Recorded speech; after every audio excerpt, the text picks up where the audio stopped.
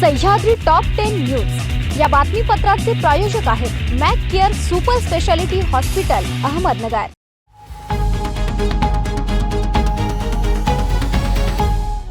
नमस्कार, मी पूनम। आपण पाहतात न्यूज 24 सह्याद्री। पावेत अहमदनगर जिल्ह्यातील महत्त्वपूर्ण बातम्यांचा आढावा सह्याद्री टॉप 10 न्यूज मध्ये।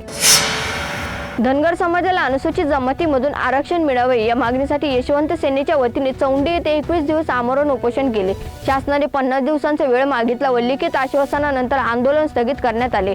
15 दिवस उलटले तरी शासनाकडून यशवंत सेनेच्या कार्यकर्त्यांसोबत कुठलाही संवाद ठेवला नाही। राष्ट्रपतींना भेटण्यासाठी वेळ मागितला परंतु अद्यापही भेटीचा वेळ दिला नाही। राज्य सरकार धनगर आरक्षणाबाबत उदासीन दिसत असल्याचे चित्र आहे। त्यामुळे धनगर बांधवांनी सरकारला आपली ताकद दाखवून देण्यासाठी देशाचे शक्तीपीठ पुण्यश्लोक अहिल्यादेवीच्या जन्मस्थळी चौंडी येथे दसरा महामेळावा घेऊन आरक्षणाचे सीमालोघन करायचे आहे। या मेळाव्याला उपस्थित राहण्याचे आवाहन यशवंत सेनेचे राष्ट्रीय अध्यक्ष बाळासाहेब धोडतले यांनी मंगळवारी केले। यशवंत सेनेचे प्रदेशाध्यक्ष माणिकराव दांगडे म्हणाले, सरकारने 50 दिवसांचा वेळ मागितला तो दिला आहे, परंतु उपोषण सुटल्यापासून राज्य ठिकठिकाणी आंदोलन चालू ठेवत सरकारचे लक्ष वेधले जात आहे। दसरा महामेळाव्यात समाजाने मोठ्या संख्येने उपस्थित राहावे असे आवाहन दांगडे यांनी केले आहे।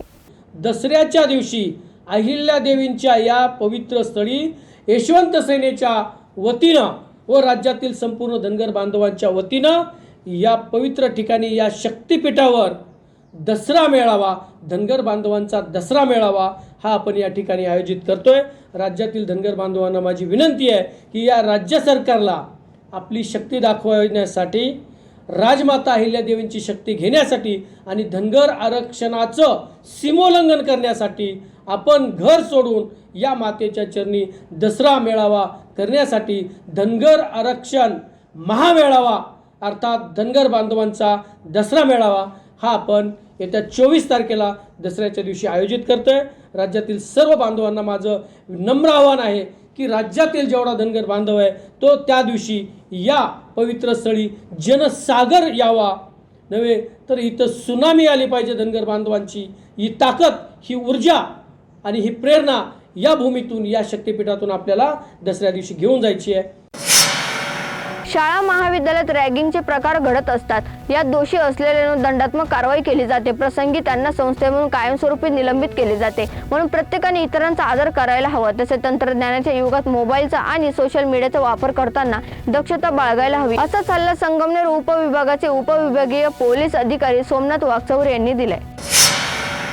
सर्वसामान्य माणसाकरिता उपलब्ध असलेले नगरपालिकेचे कॉटेज रुग्णालय ज्यांनी बंद पाडले, ज्यांना 2.5 वर्षाच्या मंत्रिपदाच्या कार्यकाळात उपजिल्हा रुग्णालय तालुक्यात सुरू करता आलं नाही, त्यांनी महायुती सरकारमधील मंत्र्यांचा राजीनामा मागण्याचा कोणताही अधिकार नाही। अपयशाची जबाबदारी स्वीकारून आमदार थोरात यांनीच आधी आपल्या पदाचा राजीनामा द्यावा अशी मागणी माजी उपनगराध्यक्ष जावेद जहागीरदार यांनी केली आहे। सुरत हैदराबाद हायवेच्या मोजणीसाठी आलेल्या अधिकाऱ्यांना मंगळवारी राहुरी येथे शेतकऱ्यांनी पुन्हा विरोध करून गुणांक 2 प्रमाणे जमिनीचा योग्य मोबदला देण्यासाठी लेखी आश्वासन दिल्याशिवाय आम्ही मोजणी होऊ देणार नाही असा पवित्र शेतकऱ्यांनी घेतला। अधिकाऱ्यांनी यावर जिल्हाधिकाऱ्यांशी बैठक लावून चर्चा करण्याचे आश्वासन शेतकऱ्यांना दिले। शेवगाव शहरासह तालुक्याच्या ग्रामीण परिसरात साथीच्या आजारांनी डोकं वर काढले असून डेंग्यूच्या रुग्णात झपाट्याने वाढ होत आहे असे आरोग्य यंत्रणा व नगरपालिका या दोन्ही यंत्रणाचे आकडे दुर्लक्ष असून एकमेकांकडे बोट दाखवून निष्क्रियपणा सिद्ध करत आहे। याबाबत वेळेस उपाययोजना केली नाही तर डेंग्यूची साथ अधिक फैलावायची भीती व्यक्त केली आहे। सह्याद्री टॉप 10 न्यूज मध्ये घेऊन एक छोटीशी विश्रांती। रोखोक पत्रकारिता, निर्भीड बाणा आणि कणखर भूमिका, महाराष्ट्राचा सखा, सत्याचा पाठीराखा, शब्दांचं सामर्थ्य, विश्वसनीयतेची उंची, न्यूज 24 सह्याद्री। विश्रांतीनंतर तुमचे पुन्हा एकदा स्वागत। पाहूयात पुढील बातम्या। जिल्हा परिषदेच्या वर्ग 3 च्या 937 पदांसाठी दिनांक 7 ऑक्टोबर पासून ऑनलाईन परीक्षा सुरू आहे। दरम्यान आता दुसऱ्या टप्प्यातील पदाचे वेळापत्रक कंपनीने जाहीर केले आहे। पहिल्या टप्प्यात 8 संवर्गासाठी दिनांक 7 ते 11 अशी परीक्षा होणार असून आता दिनांक 15 ते 12 ऑक्टोबर दरम्यान 9 संवर्गासाठी पुढील 5 दिवस परीक्षा होणार आहे।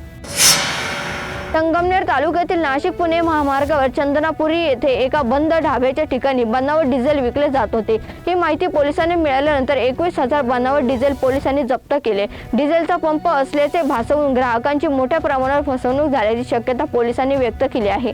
या प्रकरणी दोघांविरुद्ध तालुका पोलीस ठाण्यात गुन्हा दाखल करण्यात आला आहे।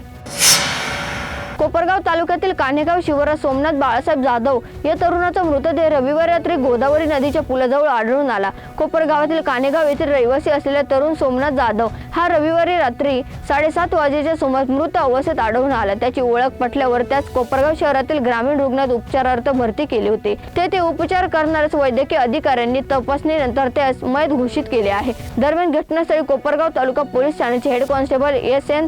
शेख यांनी भेट दिली. दरम्यान या प्रकरणी कोपरगाव तालुका पोलीस ठाण्यात अकस्मात मृत्यूची नोंद करण्यात आली आहे. एका वर्षापूर्वी राज्यात महायुतीचे सरकार आले. या एका वर्षात राज्य सरकारने घेतलेले निर्णय आपण पाहत असाल, परंतु मागील 2.5 वर्षाचा अनुशेष भरून काढण्याचा प्रयत्न महसूल मंत्री राधाकृष्ण विखे पाटील आणि खासदार डॉक्टर सुजय विखे पाटील यांनी केला आहे. निवडणुकीपुरते राजकारण, त्यानंतर विखे कुटुंबाचे नेहमी समाजकारणाला प्राधान्य दिले आहे, असे प्रतिपादन जिल्हा परिषदेचे माजी अध्यक्ष शालिनी विखे यांनी केले आहे.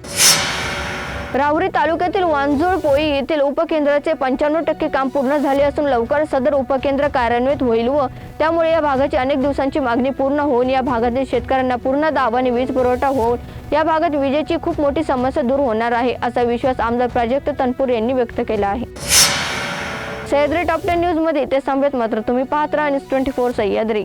सह्याद्री टॉप 10 न्यूज या बातमीपत्राचे प्रायोजक होते Mac Care super speciality hospital, Ahmednagar. शब्दांचं सामर्थ्य, विश्वसनीयतेची उंची. न्यूज 24 सह्याद्री.